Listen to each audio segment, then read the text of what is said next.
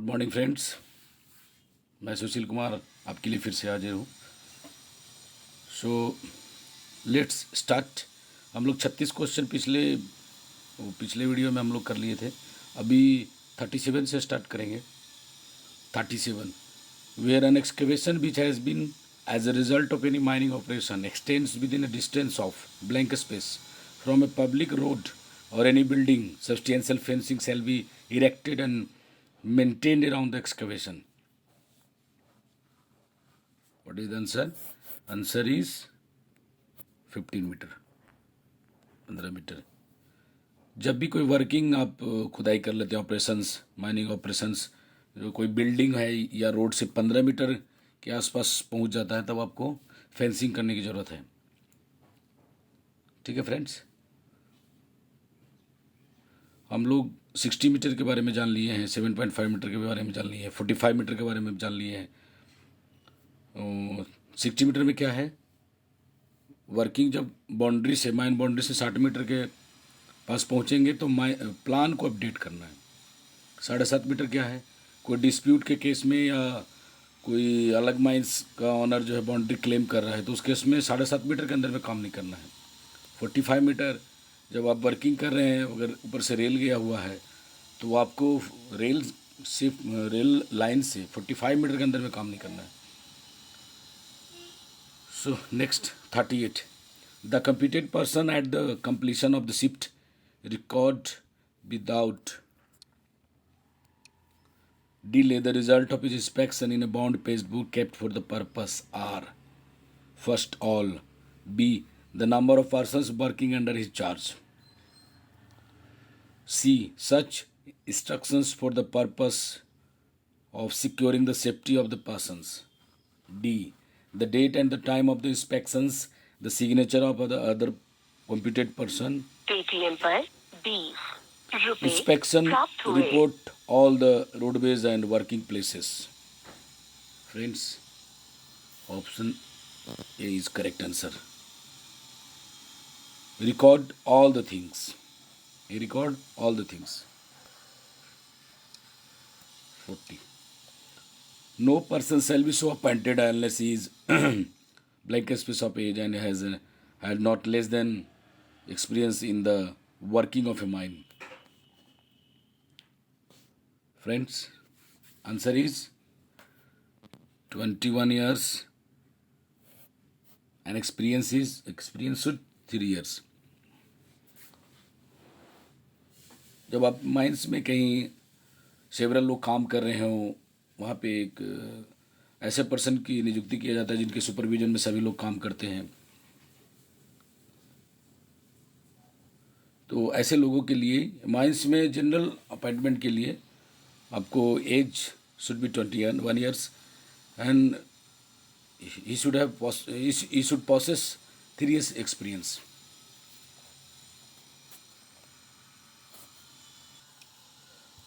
आप regulation number 118 आप देख लेंगे। जनरल प्रिकॉशन के बारे में बताया गया, बहुत इंपॉर्टेंट है, इसको पढ़ लेंगे। ठीक है friends, next 40. No person shall work or travel on any lanes or footpath less than blank space wide from which he will be likely to fall more than blank space unless he is protected by guardrails, fence or rope suitably fixed and sufficiently strong to prevent him from falling. Answer is 1.5 meter and 1.8 meter. So answer should be E. C, regulation number once again 118. ऐसे footpath पे काम नहीं करना है जहाँ पे चौड़ाई 1.5 metre से कम हो और ऊंचाई 1.8 मीटर कम से कम हो, तो वहाँ पे उनको सेफ्टी प्रिकॉशन के साथ काम करना है। ठीक है फ्रेंड्स, पिछले बार ये क्वेश्चंस पूछा हुआ है, माइनिंग मेट फोरमैन एग्जाम में पूछा हुआ है। सो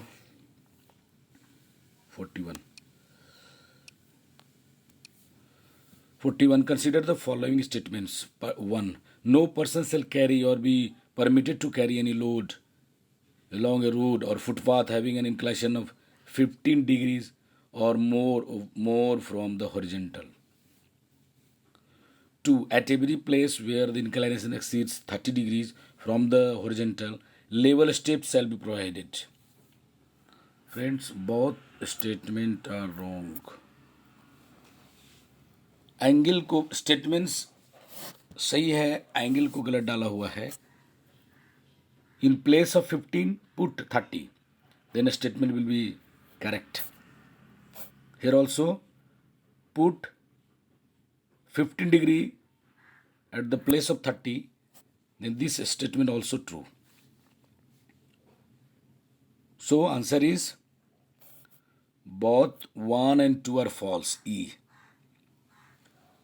फ्रेंड्स, 30 डिग्री का अगर इंक्लाइनेशन है तो उस पर लोड ले जाने की परमिशन नहीं होगी, या 30 से ज़्यादा है तो। और इंक्लाइनेशन अगर 15 डिग्री से ज़्यादा है तो आपको स्टेप्स बनाने हैं, जो कि स्टेप्स का जो वर्टिकल हाइट होगा, जो स्टेप आप बनाएंगे उसका जो वर्टिकल हाइट होगा, ये पोर्शन वो 0.20 मीटर से ज़्यादा नहीं होगा। और ये जो विड्थ है, ये पोर्शन, ये 0.35 मीटर होना चाहिए। अगर 15 डिग्री से आपका जिस प्लेस का इंक्लाइनेशन 15 डिग्री से ज़्यादा जाता है तो उस केस में आपको स्टेप बनाना है। और 30 डिग्री के केस में तो आपको लोड लेकर जाना ही नहीं है। ठीक है friends,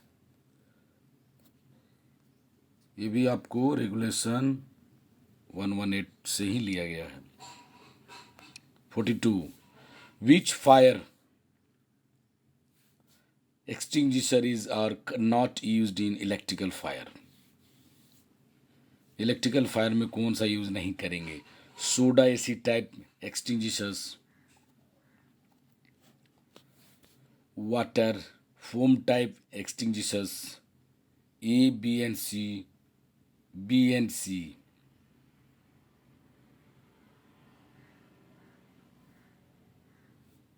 what is the answer friends? Option D. इसमें तीनों एक्सटिंग्विशर यूज नहीं करेंगे।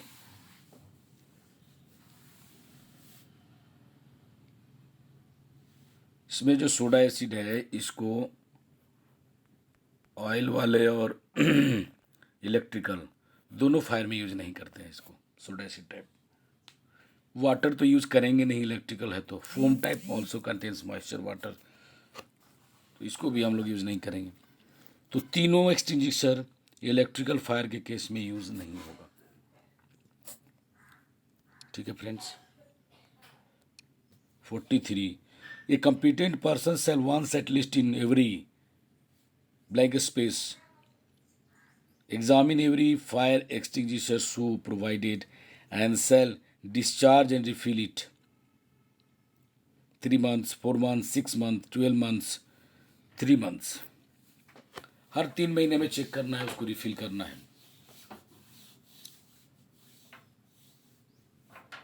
और इनका जो आपका रिपोर्ट रहेगा, एक बाउंड पेज में आपको लिखना है, आप कब आपने एंट्री किया, कब आप लिखा है, कब चेक किया, कब रिफिल किया है, उसको आपको लिखना है।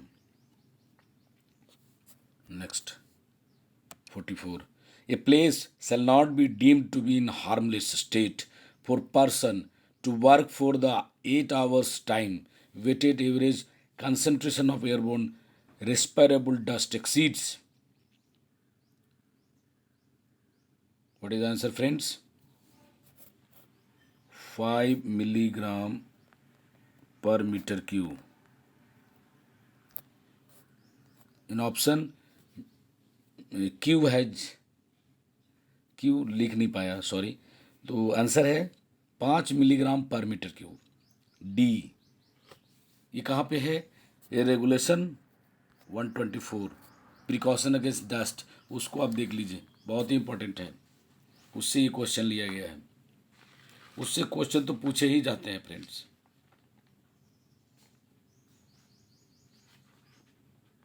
एक दो क्वेश्चन तो रहेंगे ही रहेंगे, उसको आप जरूर देख लेंगे।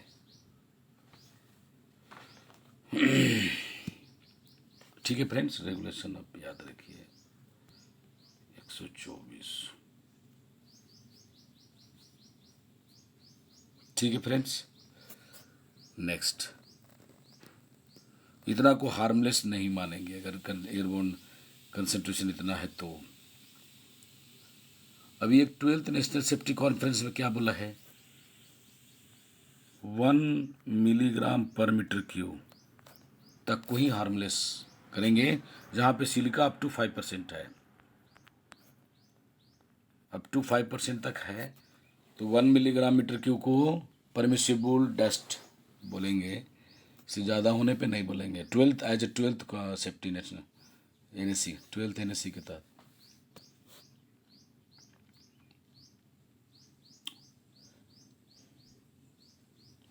और इसको सैंपल अगर करना है, अगर डस्ट को हमको सैम्पलिंग करना है तो किस में करते हैं? Gravimetric dust sampler, gravimetric dust sampler.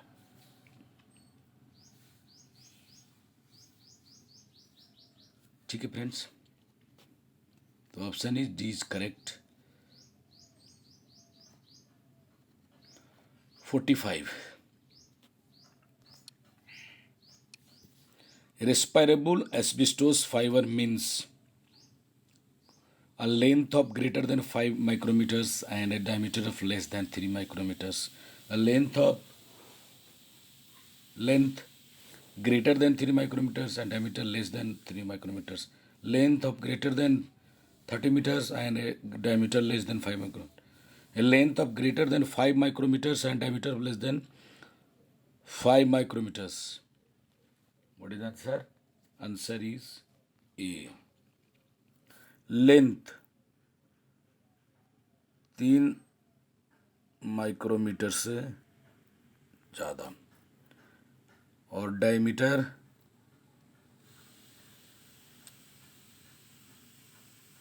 sorry, A is here, not here. 5 metre से ज़्यादा लेंथ और डायमीटर 3 माइक्रोमीटर से छोटा। Then it may be called respirable asbestos fiber. Length 5 metre से ज़्यादा, 5 माइक्रोमीटर से ज़्यादा, डायमीटर 3 माइक्रोमीटर से कम। ठीक है friends. 46, when the owner, agent or manager intends or proposed by introducing water from the surface or from any other part of the mine or from an adjacent mine to flood any part of the working of his mine, he shall give in writing not less than blank space notice of such intention of proposal to the chief inspector. Intentional flooding जिसको बोलते हैं, intentional flooding आपको करना है तो आपको 14 days पहले, 14 days before notice देना पड़ेगा, और या नोटिस ऑफ सच इंटेंशन और proposal to the chief inspector आपको देना पड़ेगा। ठीक है friends. Next 47, where in any mine it is intended to construct a reservoir dam to withstand a pressure of water, the owner, agent or manager shall give in writing not less than blank with notice of such intention to the regional inspector or inspector. Dam के case में भी आपको 14 days पहले notice देना है, ये देना पड़ेगा आपको, रीजनल इंस्पेक्टर को दे दीजिएगा, आपको काम चल जाएगा। ठीक है फ्रेंड्स। अगर आपको इंटरनेशनल फ्लडिंग करना है उस केस में भी 14 दिन है, और यदि आपको डैम बनाना है, चेक डैम बनाना है, तो भी आपको 14 दिन पहले देना है। ठीक है फ्रेंड्स। और 14 दिन पहले नोटिस कहाँ दिया जाता है? कुछ याद होगा तो आपको। कमेटी के केस में मेंबर्स को एक्ट, ये तो रेगुलेशन हम लोग पढ़ रहे हैं। रेगुलेशन में देखेंगे तो ये 2 है। 15 दिन का आपको बता ही दिया। आपको कंट्रावेंशन को डिस्प्ले करना है 15 दिन में जवाब देना है। 15 दिन में आपको सेफ्टी कमेटी का रिकमेंडेशंस को आपको ऑनर एजेंट को उसको ये करना है, पूरा करके देना है। वर्क इंस्पेक्टर अगर कुछ रिकमेंडेशन देते हैं तो उसको भी ऑनर एजेंट या मैनेजर को 15 डेज के अंदर में रिप्लाई देना है। तो 15 डेज का इतना सारा यूज है। 30 दिन तो आप जानते हैं कि आपको सेफ्टी कमेटी का मीटिंग 30 दिन में कर लेना है। 30 दिन पहले कोई माइंस आप ओपनिंग कर रहे हैं तो उसका नोटिस देना है, रीओपनिंग कर रहे हैं तो नोटिस देना है। और 10 दिन के जानते हैं कि बोर्ड ऑफ माइनिंग एग्जामिनेशन में मेंबर्स को 10 दिन पहले नोटिस दिया जाएगा मीटिंग के लिए। ठीक है फ्रेंड्स, आपको तो ये सब मालूम है। Next 49, light required in first aid room is,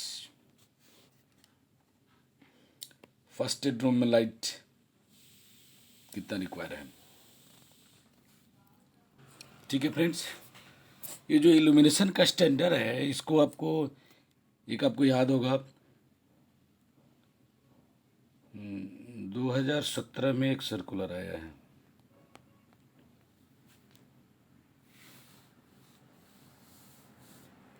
DGMS legislation करके सर्कुलर है, सर्कुलर नंबर 2 2017। इसमें इल्यूमिनेशन का स्टैंडर्ड बताया गया है। तो आपको फर्स्ट एड रूम में कितना रहेगा?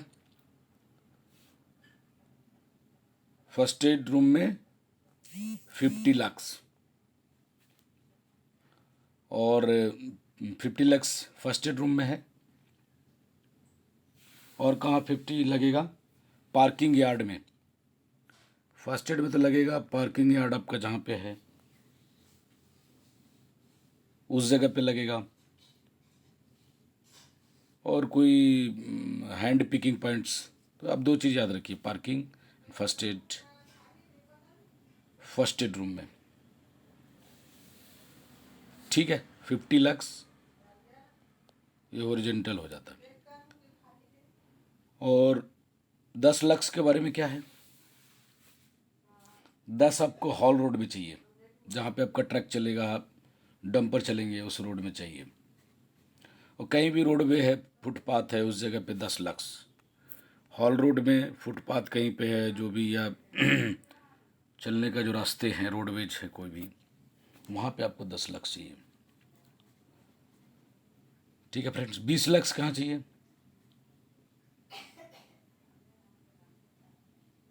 आपको कन्वेयर जहाँ चल रहा हो, कन्वेयर वाले प्लेस पे आपको 20 लक्स चाहिए।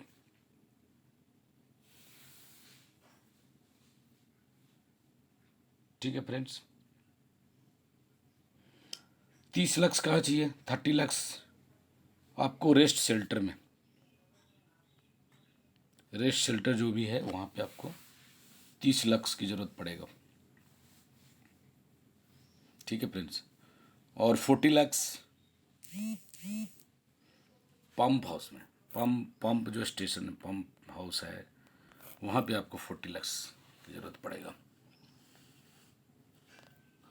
और जो हैवी मशीनरी का वर्किंग एरिया है वहाँ पे क्या लगेगा? जैसे सावेल चल रहा है तो 15 हॉरिजॉन्टल चाहिए आपको और 25 वर्टिकल चाहिए। ठीक है फ्रेंड्स, जहाँ पे आपको हैवी मशीनरी यूज़ होगा तो हम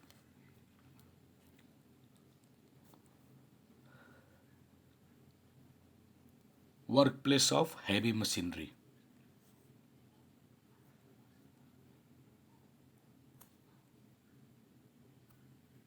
ठीक है friends, next 50, explosive used in mines are provided by manager, agent, owner, A और बी और सी।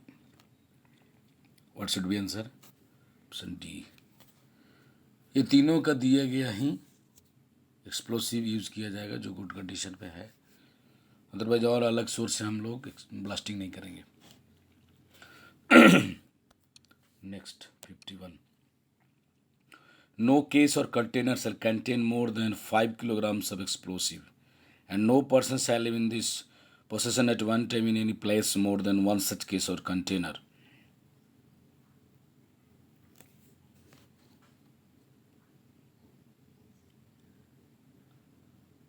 Actually, in क्वेश्चन मिस्टेक से हमने 5 किलोग्राम डाल दिया है.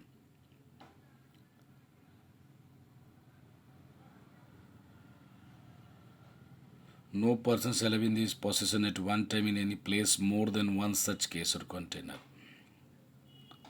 उस कंटेनर में 5 kg रहता है, एक से ज़्यादा एक टाइम में नहीं ले जा सकते. ठीक है फ्रेंड्स, तो आंसर क्लियर है इसका. क्वेश्चन में ही आंसर है 52. No person shall be appointed to be a blaster unless he is the holder of. Blaster हम लोग किसको नहीं बना सकते विदाउट सर्टिफिकेट. ब्लास्टर सर्टिफिकेट होना चाहिए उसके पास, मैनेजर सर्टिफिकेट होना चाहिए, फोरमैन सर्टिफिकेट होना चाहिए, मेट सर्टिफिकेट होना चाहिए. क्या होना चाहिए? 51 का ही. आप इन सभी में किसी को भी बना सकते हैं. ब्लास्टर सर्टिफिकेट है तो ब्लास्टर तो है ही, मैनेजर्स है तो बन सकता है, फोरमैन्स, मेट्स को भी. अगर इनके पास सर्टिफिकेट है तभी ब्लास्टर बनेंगे. ये सब में से कोई भी सर्टिफिकेट है तो.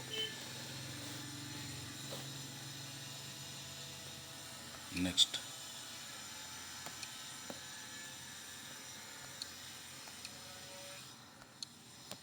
52. The maximum number of shots that a blaster may fire in any one shift when they are fired by means of an igniter coat. Igniter code से ब्लास्टिंग करेंगे तो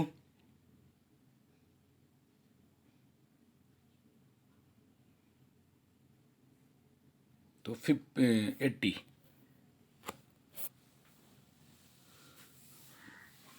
का वो 80 मैक्सिमम ब्लास्ट कर सकता है अगर इलेक्ट्रिकल और इग्नाइटर कोड से कर रहा है तो. और अदर वेड में 50. ये ब्लास्टर की कैपेसिटी है, ब्लास्टर इतना ब्लास्ट कर सकता है.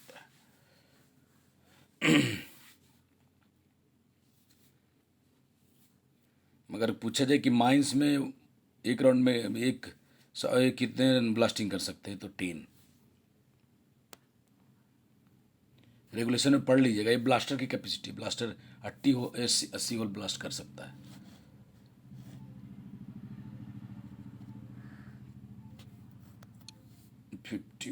Three. Short holes are clean and cracks are detected by.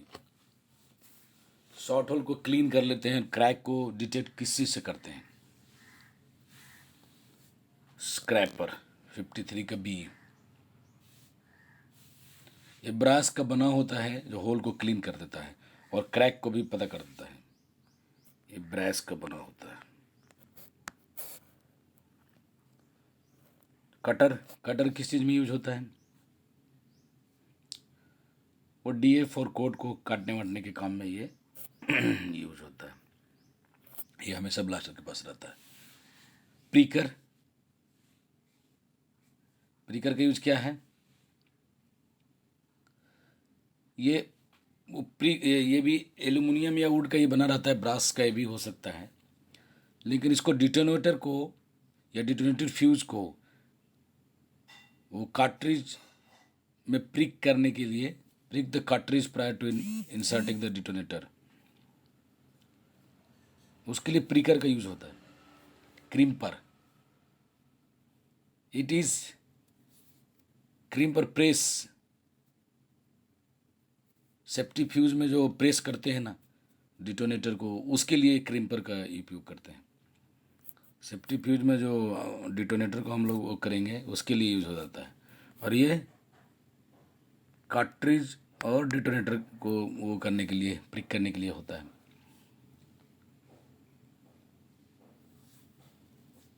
और स्टेमिंग के लिए कौन सा? स्टेमिंग के लिए वुडन रॉड यूज करेंगे. स्टेमिंग करना है तो वुडन रॉड यूज करते हैं, स्टील रॉड यूज नहीं करते.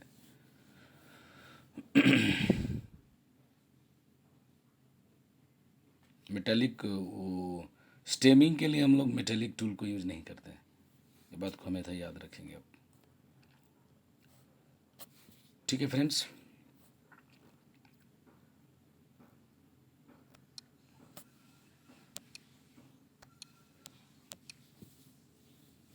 No drill shall be used for boring a short hole unless it is allows a clearance of at least like इतना centimetre over the diameter of the cartridge of explosive it is intended to use।